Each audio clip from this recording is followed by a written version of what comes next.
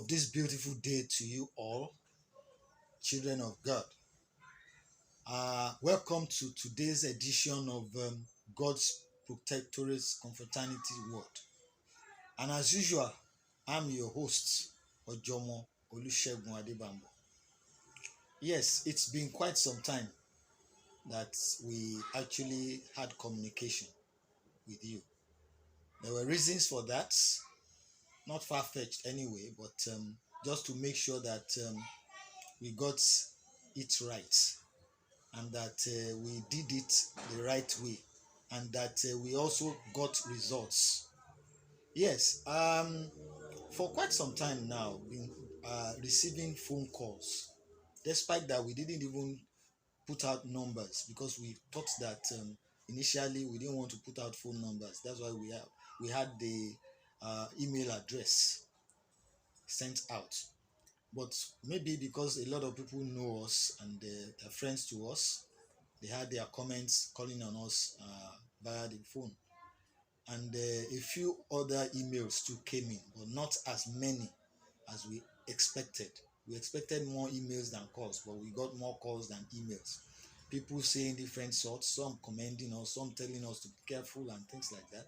Well, we are doing what we are supposed to do. We are not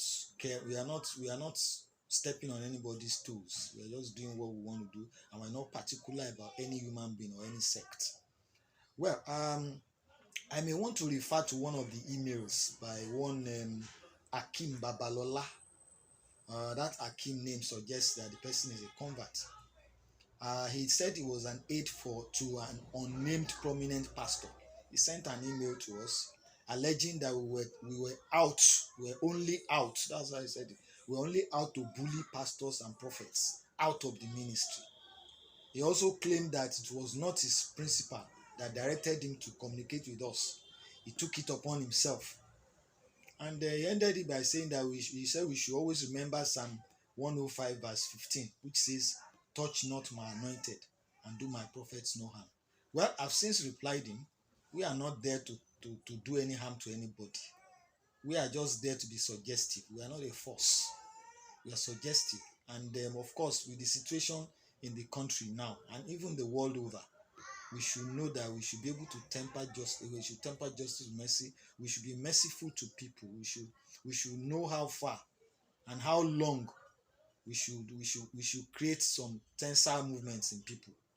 So to Akim Babalola, I've since sent a reply, and I've not had anything from him since then. But what I want to talk to you about today, very briefly, is what pastors and prophets can do to alleviate followers' property. Some people are also saying I'm mentioning too much pastors and prophets. Maybe I should say what the church can do to alleviate followers' poverty. Number one, there are a lot of churches that have universities. They have universities belonging to churches, some of the prominent churches. Tuition fee holidays can be granted members so that children of members at certain times are exempted from paying tuition. Because it's pathetic when a university is set up by a church and majority of the members of the church can't afford to send their children there. Now it's only the children of politicians, senators, members of the house, ministers that can attend that can verily attend those such institutions. So it becomes a bit pathetic. So tuition fees holidays once in a while can help such parents so that they can be able to have some succor and some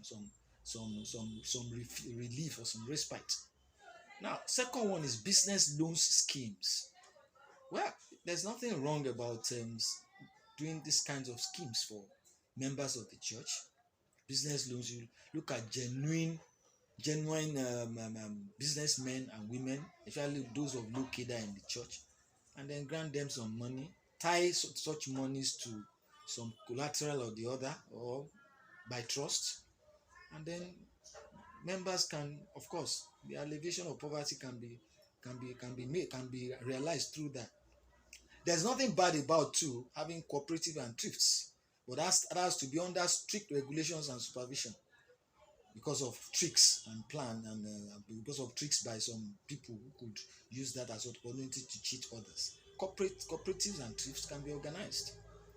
Then you can employ the church can employ opportune members to give topmost priorities to less privileged members when recruiting staff into their businesses or their organizations. That's another way of helping to alleviate poverty of members.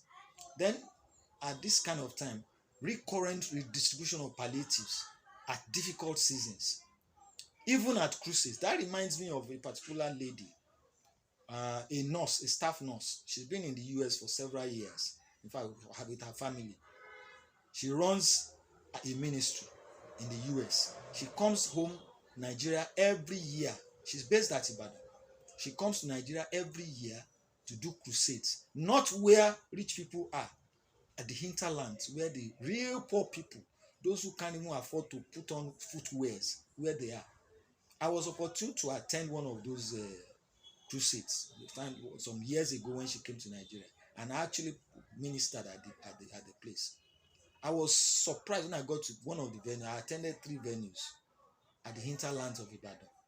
I was surprised when I got to some of them and I saw bags of rice, bags of gari, bags of beans, and other staples arranged. I said, "What's this for?"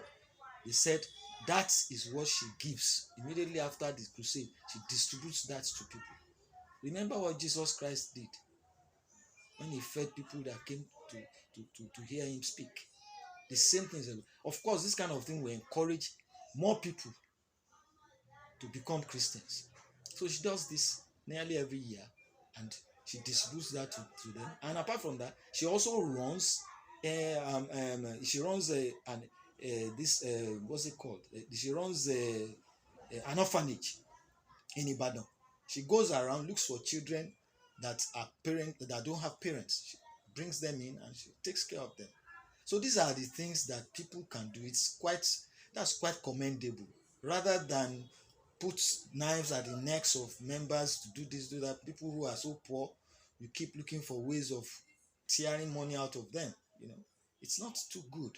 A lot of churches are making so much money that they can afford to do so many things to help the members to escape from poverty.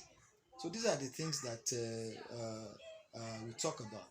So the continuity of God's Protectorates Confraternity is certain by the special grace of God, and we shall continue to give advice, to give suggestions, so to say. We are not out to bully anybody. We are not out to spoil anybody's business. We are just there to encourage people to do more, to encourage pastors, churches to do more for their followers, and then to direct their followers correctly towards God. That's all. Thank you very much for listening. God bless you.